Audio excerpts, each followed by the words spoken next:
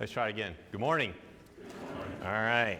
Glad to have you with us here this morning. We have a lot of our church family that's not here with us today. The Enos clan is out of town, and I think we've determined today they make up about 25% of the congregation, something like that. So I know they're on vacation. School's out. Kids are excited, right? Summer's here. Parents are devastated because now we've got to deal with them every single day. But I'm glad that you're here, and we're kicking summer off in the right direction. We're in the middle of our sermon series on transformation. Last week we talked about standing, and where we choose to stand is going to determine the outcome of whether or not we're able to be transformed or not transformed. And today we're going to talk about a very, very, very important lesson that is very close and near and dear to my heart. We're going to talk about being broken and that failure isn't final. Now, before we begin, everybody should have received a baggie when you came in with a piece of coal. That's not for Christmas, by the way. And a card on it. Don't eat the coal. Apparently, I've heard reports that there have been children eating the coal. So I guess for future reference to me, I need to put warning stickers on baggies when we hand them out. So don't open the baggies. They will make a mess, okay? Now, it's all going to make sense at the end of this lesson if you haven't eaten your coal yet. But if you have, hopefully it's safe. I don't know. Guess I should have checked into that. I remember one time I watched a comedian talking about, I think it was Jeff Foxworthy, and you know, like on the fishing lures, it says like, do not eat. And he's like, you know, there's a reason they put that on there, right? Because somebody actually tried it, right? So I guess I should have learned that lesson and put that sticker on there. But anyway, keep a hold of that. It'll make sense at the end of this lesson. Don't eat it. Don't open it. It will make a mess, all right? Everybody understand? I want to see all the kids' eyes looking at me. All the kids' eyes looking at me. All the kids' eyes looking at me. Yeah, get them, JoJo. All the kids. Do not eat the coal, okay? Or you're getting coal for Christmas, all right? That's how this works, all right? Failure isn't final. I want to start this morning by asking you to do something, and I promise it's completely safe. Nobody's watching you. They can't see inside your mind. You don't need to raise your hand. It's not one of those like audience participation, somebody raise your hand things. You don't have to look at the person next to you. You never will, as long as you live, have to tell a single soul when I'm about to ask you to think about. Okay? Fair enough? I want you to think about that one moment of your life you would undo in a heartbeat if you could go back and undo it. That one thing. Now, here's what I already know about you. You don't have to go looking for it. You don't have to scroll back through your messages in your phone for years to find it. It's right at the top. The second I said, I want you to think about that moment you wish you could undo, it was there. It's always there. Maybe it's something you did. Maybe it's something you said. And you'd give anything in your life to go back and erase those 10 seconds or those 10 minutes. Maybe it's something in your marriage. The bottle you can't seem to put down. The night you swore you would never repeat, only to repeat it. The friendship you set on fire, and it's still burning and was never put out. Maybe it's the version of you that your kids are going to remember, the one you'd give anything to be able to erase. And here's the thing that nobody warns you about that moment. You don't just remember it, you actually relive it, don't you? It shows up usually around 2 a.m. HD, you remember what it smelled like, what it sounded like, maybe what it tasted like it's really happening again. Somebody says something, a certain song comes on, you're right back there. You drive past a certain location and you're right back there. You smell something, you're right back there. Somebody says a name, right back there. The whole thing runs over and over and over again in high definition, like it just happened, even though it may have happened 30, 40, 50 years ago. Everybody around you, they see the highlight reels of your best days. And that's not by mistake. We do that on purpose, don't we? On social media. Like we post everything that's good and that's glorious about our lives, all the wonderful things about life, and we look at people's lives on social media and we think, oh man, they've got it good. Everything's wonderful. Everything's perfect.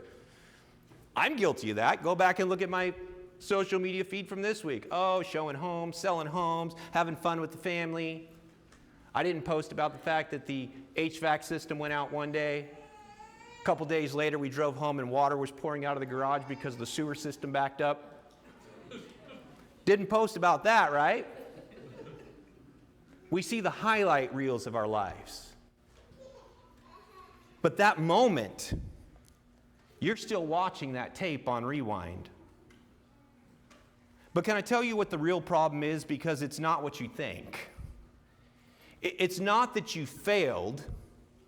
Everybody in this room has failed. Every single person in here. I can say that with certainty.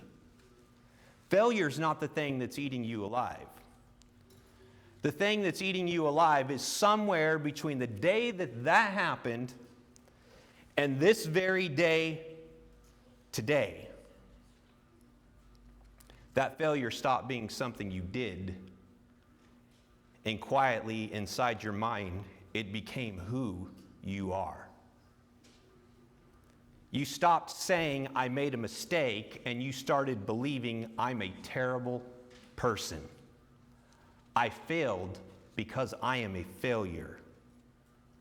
And the day that switch flipped, the day the event became your identity, that's the day that Satan got his hooks in you, and he doesn't want to let go.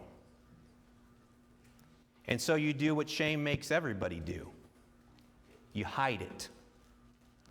You keep one room of your life locked up, tighter than Fort Knox, and you never hand anybody the key.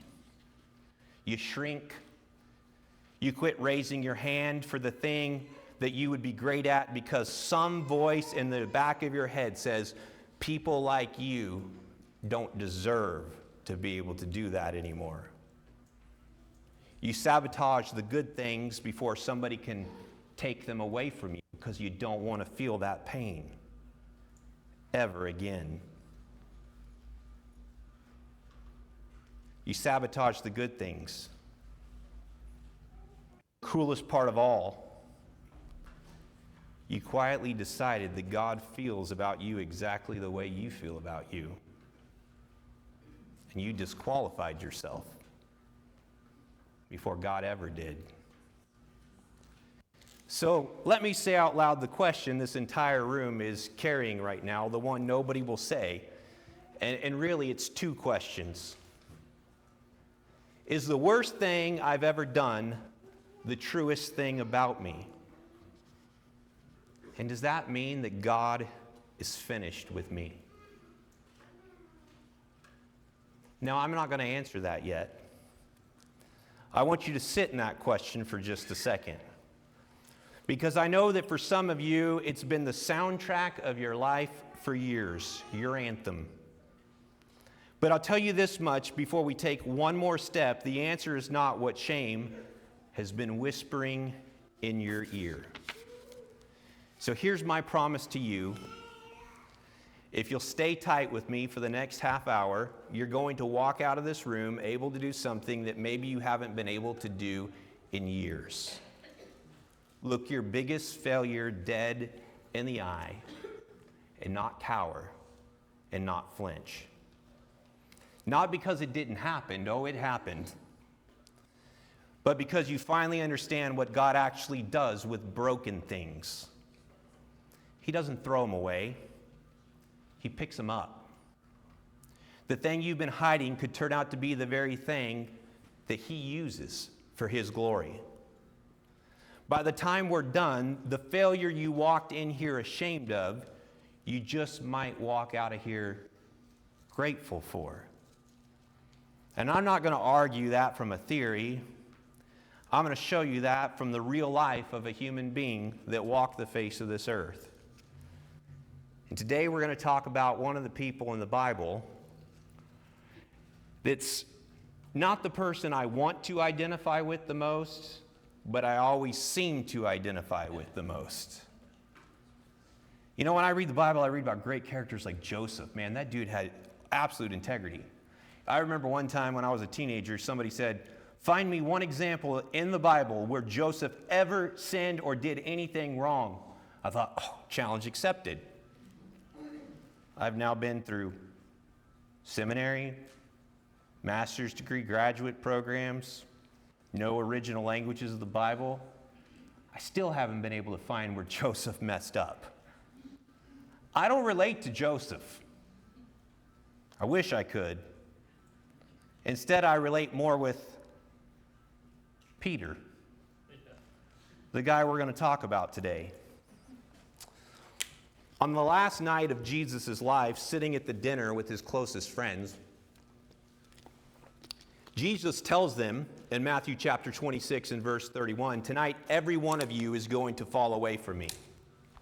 And there's one guy who was used to speaking up, and he didn't fail on this occasion either. It was Peter.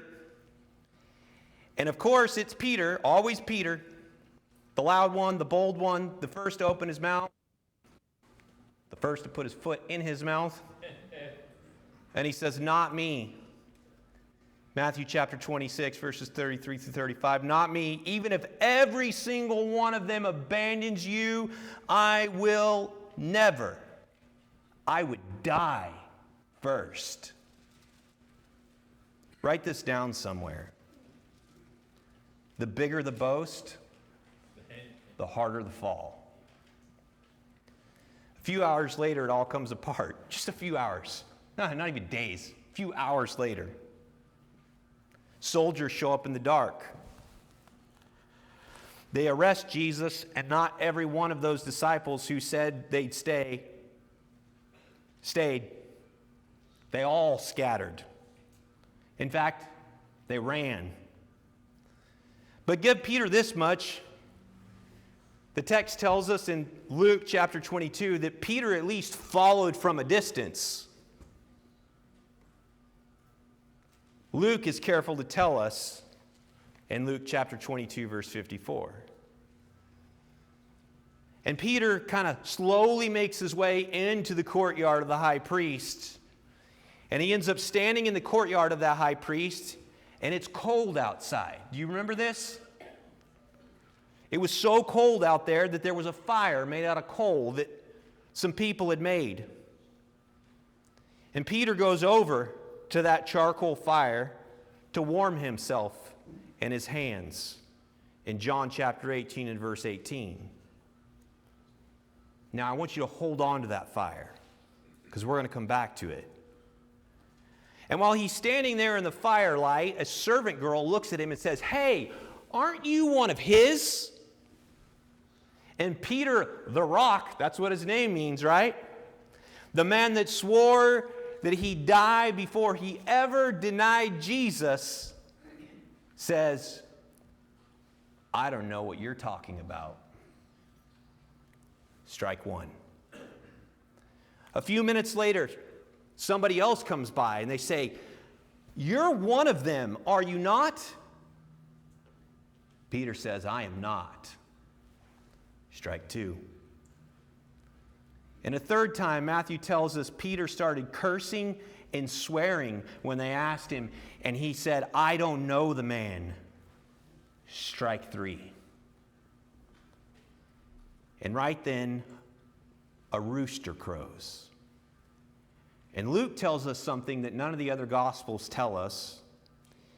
And if you've ever seen Mel Gibson's movie, The Passion of the Christ, it's the one scene there's a lot of scenes in that movie, but it's the one scene that even just thinking about it right now, I get chills running down my spine. says the Lord turned and looked straight at Peter right when he said it. Whew. No speech, no lecture, no, I told you so, Peter. Just eyes meeting him from across the courtyard. And Peter remembered every word that Jesus had said. And Peter went outside, and he was broken. In fact, Luke tells us in chapter 22, verses 60 through 62, he wept bitterly. Sometimes we shed a few tears. But I'd venture to guess that all of us have had a moment in our life where we had uncontrollable tears and we wept bitterly. That's what Peter did. He hit rock bottom. And here's what I want you to feel, because this is the part most of us actually live in. Within hours of that happening, before Peter had any chance to make amends, Jesus is dead. Which means Peter is now stuck with something a lot of us walk around with here this morning. His very last interaction with the person he loved the absolute most in the world was a denial and a look. No fixing it. There's no let me explain. There's no making it right. Just everyday living with, I screwed up, and now it's too late. Some of you know that exact way. You know what it is to lose the chance to make it right, don't you? But watch what God does here. Sunday morning, the tomb is empty. And the angels give a message to the women, because it was the women that got there first to dress the body of Jesus. And if you look in Mark chapter 16 and verse 7, that angel had some very specific words for those women. And I want you to listen to how the message is worded. He says, "Go tell his disciples and Peter." You know, there's 12 of them. He could have said Andrew, James, John, Simon, Bartholomew. He could have named any of them. But he named Peter. He named Peter. Why? Because God's grace goes looking for the one most certain he's disqualified. Out of everybody in that story, the one who failed the worst is the one Jesus makes sure to call by name. And then comes the most beautiful scene in all of Scripture in John chapter 21. Some time's passed now. Jesus is resurrected. And when you get to John chapter 21, Jesus has already appeared to his disciples 2 times. And this is now the 3rd time. Are you noticing a pattern here? This is now the 3rd time that Jesus is going to appear to Peter and to the disciples.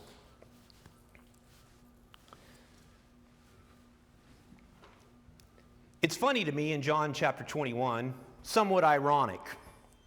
Some 3 years prior to this, Jesus had pulled Peter and his brother Andrew first to be disciples, didn't he?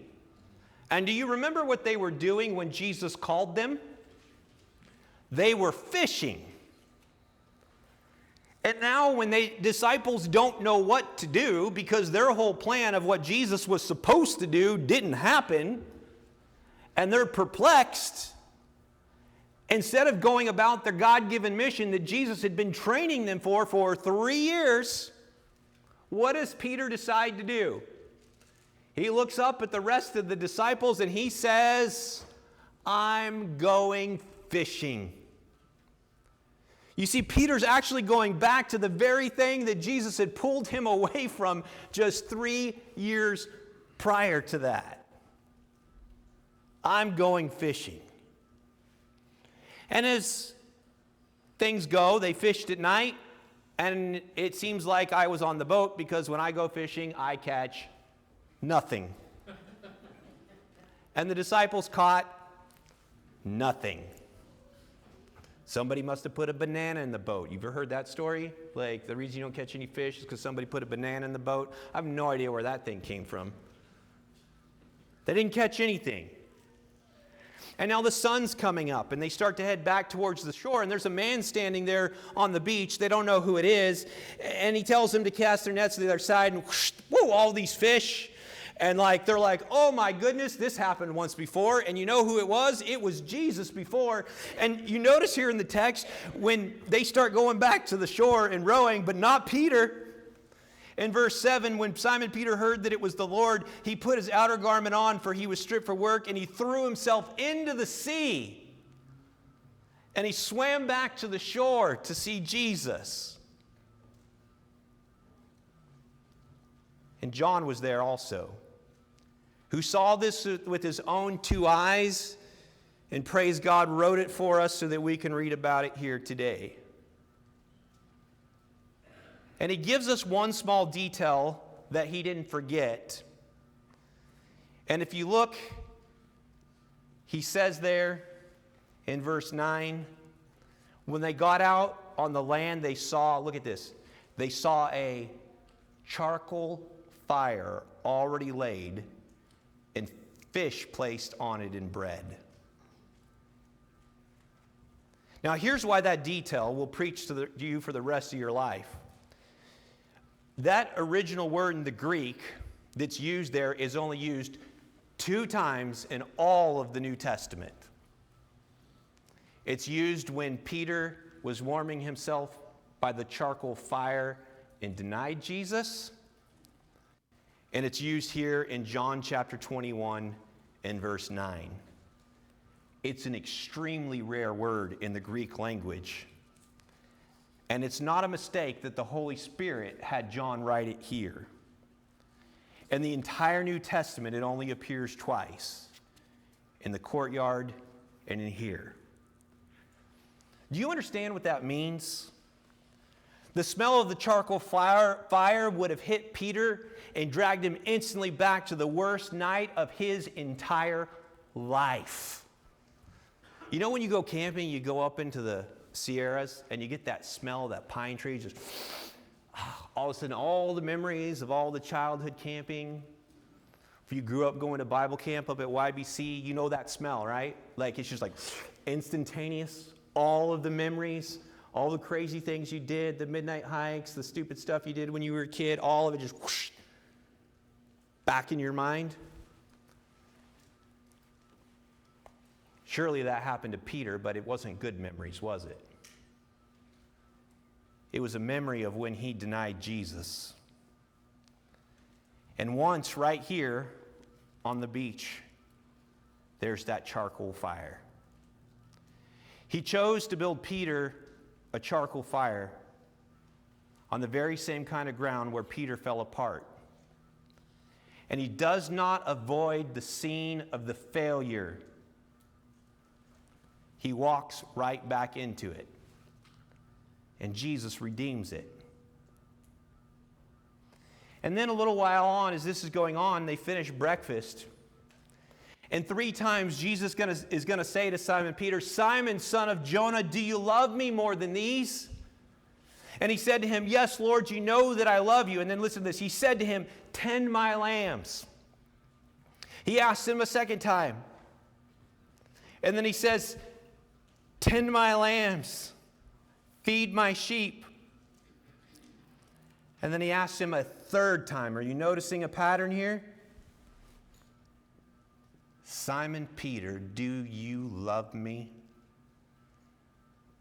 And in verse 17, Peter was grieved because he said to him a third time, do you love me? All of those memories are rushing back inside of his head. He remembers what he did. He remembers the look that Jesus gave him. And he said to him, Lord, you know all things. You know that I love you. And Jesus said to him, tend my sheep.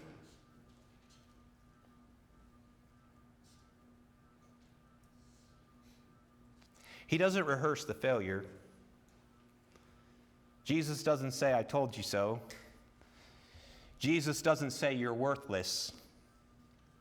Instead, Jesus hands him a job, an important job. He doesn't shame him. He recommissions him. And ultimately,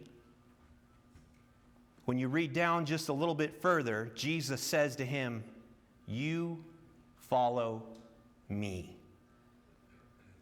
So let's see how that turned out for Peter. Fast forward just a few weeks, the day of Pentecost. The Spirit falls on Peter and the rest of the disciples in the upper room. And there's one man that stands up in front of thousands of people in the middle of Jerusalem, in front of the very people that had just crucified Jesus. And he preaches the very first gospel sermon. That Jesus whom you crucified, Peter says. The denier became the declarer of the good news. The coward became the bold proclaimer. God didn't just forgive Peter's failure. He used Peter to help build his church after it. So hear me, church. God took the worst night of Peter's life and made it the front door to his greatest purpose in life. He didn't waste a single one of those tears that Peter had cried in the courtyard. And he does not waste yours either. He never has, and he never will. So here's the truth I want to build into you this morning, and it is this. Failure is an event. It is not your identity. But before I give you the one line that I want you to carry out of this room today, I want you to hear where it comes from. Because it's not a slogan that somebody printed on a coffee cup or one of those signs that everybody sees hanging in their room in everybody's house. It's words that came from the Apostle Paul. And listen to how Paul describes his own life in 2 Corinthians chapter 4. He says, we are afflicted in every way, but not crushed. Perplexed, but not despairing. Persecuted, but not forsaken. Struck down, but not destroyed. 4 times he says it. This happened to me, but not that. And look at the very last one. He doesn't say struck down, but not touched. Oh, man, Paul got touched. He got hit literally over and over and over again. He doesn't say struck down, but not hurt. He literally bled and had the scars to prove it. He says struck down, but not destroyed. Knocked down is not the same as knocked out. Wounded is not the same as finished.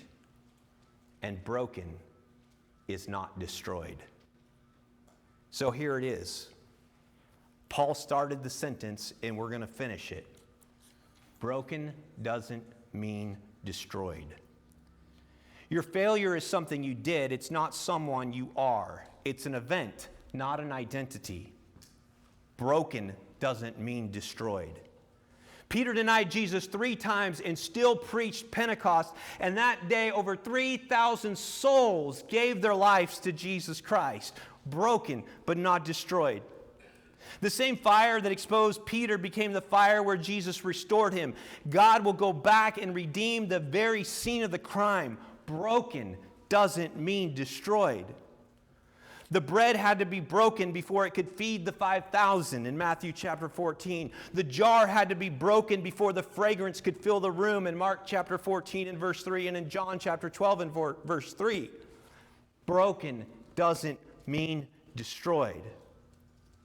That thing you swear disqualifies you in the hands of God, it becomes the very thing that He uses Broken doesn't mean destroyed. You are not the worst thing that you have ever done. You are who God says you are. And God is not saying finished. God is saying, follow me. Broken doesn't mean destroyed. Failure isn't final. It's an event, not an identity. And in the hands of God, broken doesn't mean destroyed. Now, I want to give you something to actually do this week, not just to nod at, but to do. And as you came in this morning, somebody handed you a little bag. And if you didn't eat it, you still have it. This bag is your homework this week. It's your challenge. When you get home, not here because it's messy, okay? When you get home, at some point when you're alone, I want you to open it up. And inside you're going to find this piece of coal, and you're going to find this card. And on one side it says, broken doesn't mean destroyed, and on the back side it's intentionally left blank. When you're alone, I want you to pull that thing out, maybe at the beginning of the morning while everybody else is still sleeping, and I want you to write it down. Name it. Get it out of the loop in your head and onto something that you can hold in your hand. Nobody else is ever going to see this card. You can write it in cryptic language just in case you're afraid somebody might find it. This isn't between you and anybody else. It's just between you and God. And then I want you to put that in your pocket. And when you've been on one side, where you've been is on one side, and what's true of you is on the other side. And every time the replay starts up again this week, I want you to flip that card over and go from the shame to the truth. Broken doesn't mean destroyed. Now, the second thing in the bag is a piece of coal. And you're probably wondering why in the world I would hand you a piece of coal. Well, here's why. Because Peter's story did not end at the fire where he failed. It began at the second fire, the fire on the beach. So this week, every single time you see that little piece of coal in your pocket, on your dresser, in the cup holder of your car, I want it to take you straight back to John chapter 21, to the fire where Jesus never once brought up the failure, to the 3 times he asked, "Do you love me?" And to the very last thing Jesus ever said to Peter on the beach, after everything, after all of it, 3 words: "You follow me." That's the whole invitation of Jesus. It's not go fix yourself first. Not come back when you've earned it. Not come back when you figured it all out. He simply says, "You follow me." And church, that's all that Jesus is asking of you today. You know, I picked Peter this morning, but the truth is I could have picked almost anybody, because we could sit here for hours and time would still fail us if we talked about all the broken people that God refused to throw away. We could talk about Moses, a murderer who ran for his life like a coward into the desert. And God would one day put a staff in his hand, split the sea, and redeem his people. We could talk about Rahab, a prostitute who lied and saved the entire nation. And I don't know if you know this or not. If you look at the lineage of Jesus, you know who's in there? Rahab. We talk about David, a king who committed adultery and then arranged a murder to cover it up. And you know what God says about him? He's a man after my own heart. We can talk about Jonah, a preacher who literally ran. If you look on a map where Jonah went and where Nineveh was, he literally ran in the opposite direction of where God told him to go. Got swallowed by a giant fish after getting cast into the sea, and God gave him a second word, and Jonah goes in and he saves an entire city from destruction. We could talk about the woman at the well. She was married 5 times before, and the 6th person she was just living with. And she became the first woman and the first person to go into her village and to preach Jesus.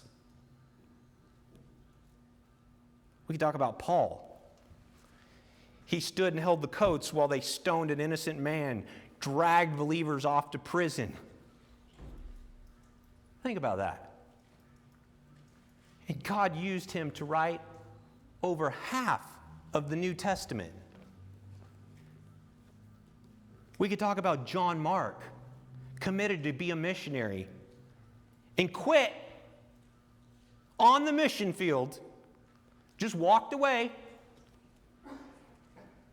And years later, Paul would say these words, "Bring me John Mark, because he's useful for me." And we'd have to talk about the thief dying on the cross right next to Jesus. Remember, he was cursing Jesus at the beginning of that whole thing? And then right near the end, he changes his tune. And that thief, in that moment, heard these words, "Today, you will be with me in paradise." Not because he was a failure, not because he earned it, but because he turned his heart to Jesus. Failure is not final, not even with your dying breath. Broken doesn't mean destroyed. Now, the hardest part of this sermon that I've been dreading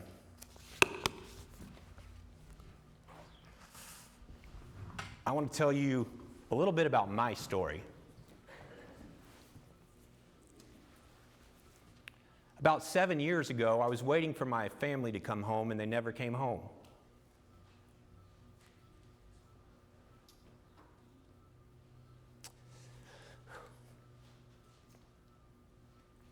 I was handed a stack of papers about this thick with a restraining order.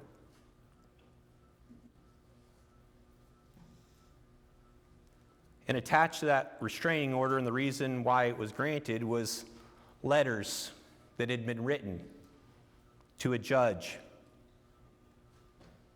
And the hardest part was they were written by people, many of which were my closest friends.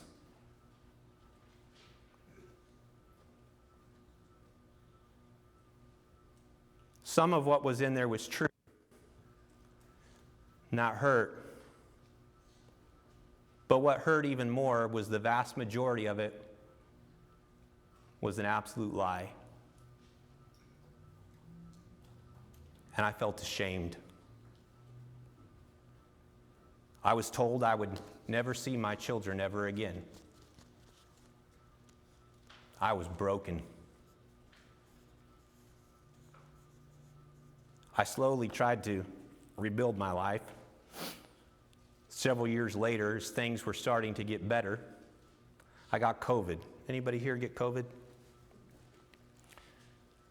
I was having a lot of trouble breathing. I'm not even going to look at my wife right now because she doesn't like it when I talk about this, and she's probably mad at me right now, so I'm only looking at you guys.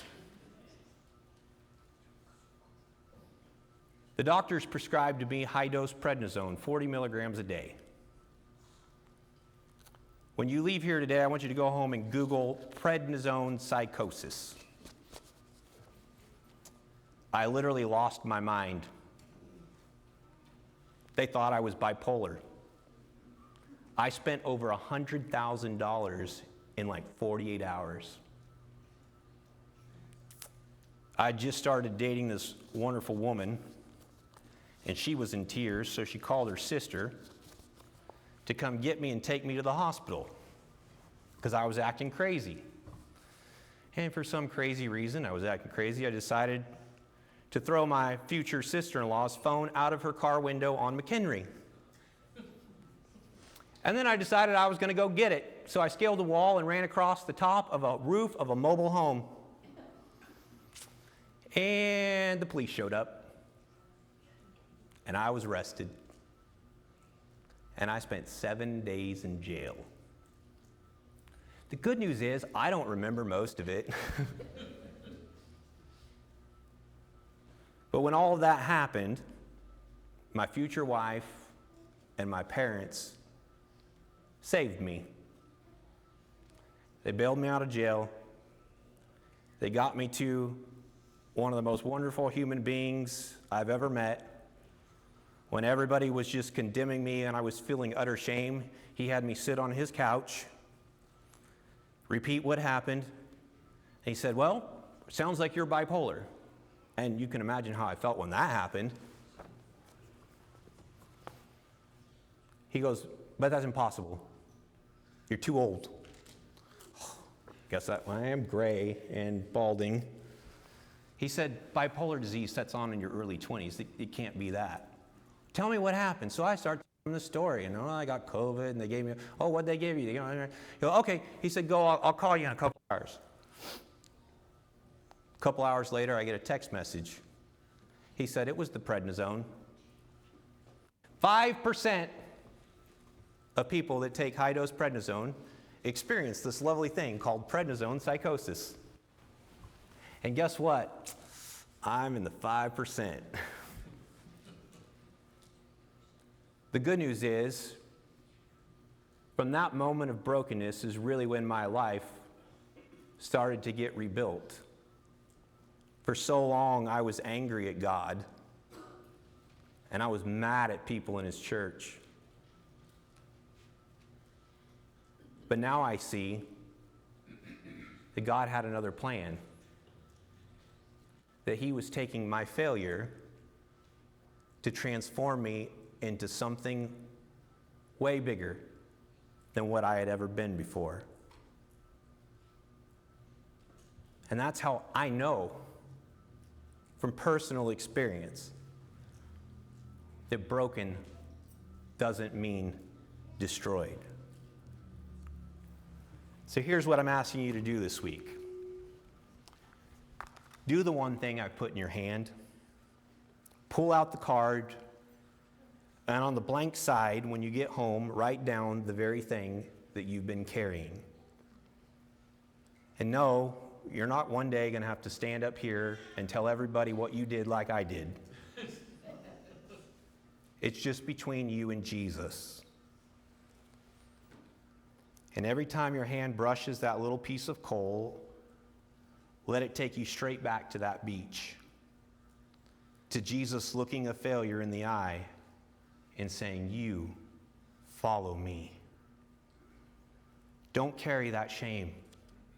Not one more day, not one more hour, not one more minute. Instead, carry the truth. And right now, I want you to forget that there's anyone else in this room except you. And I want to talk to you.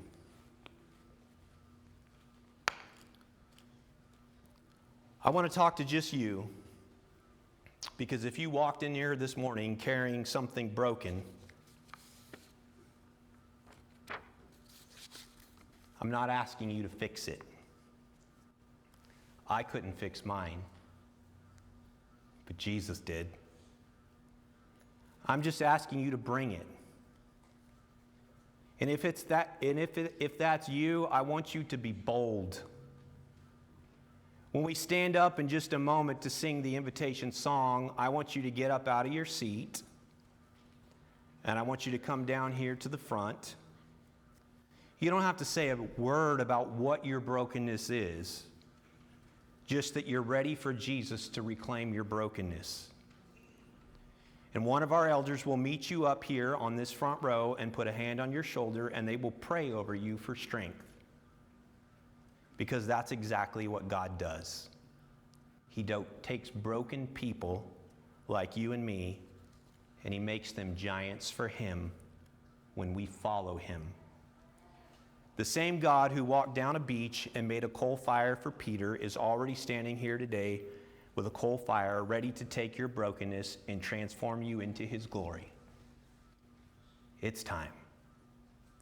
You walked in here this morning defined by your worst moment. I want you to walk out of here today defined by what God is about to do with it. Because broken doesn't mean destroyed. If you come forward, will we stand and while we sing?